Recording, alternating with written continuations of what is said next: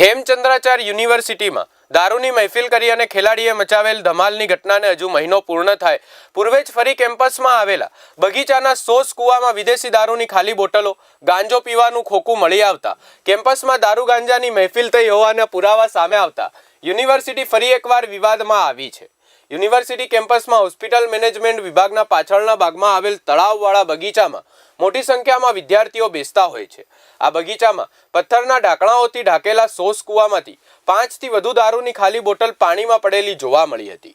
સાથે નમકીનના ખાલી પડીકા તેમજ કૂવા નજીક બગીચામાં ગાંજો પીવાના પાઇપનું પણ એક ખાલી ખોખું પણ પડ્યું હતું। આમ બગીચામાં દારૂ તેમજ ગાંજાની મહેફિલ માણવામાં આવી હોય તેવા પુરાવા નજરે ચડ્યા હતા। યુનિવર્સિટીમાં દારૂકાંડની ઘટના બાદ પણ સત્તાધીશોની કડક કાર્યવાહીના અભાવે અસામાજિક પ્રવૃત્તિઓ માટે છૂટો દોર મળતા કેમ્પસમાં દારૂની મહેફિલ થઈ રહી હોય અને શિક્ષણ વૈદ્ય હેમચંદ્રાચાર્યના નામે કાર્યરત શિક્ષણધામ બદનામ થઈ રહ્યું છે।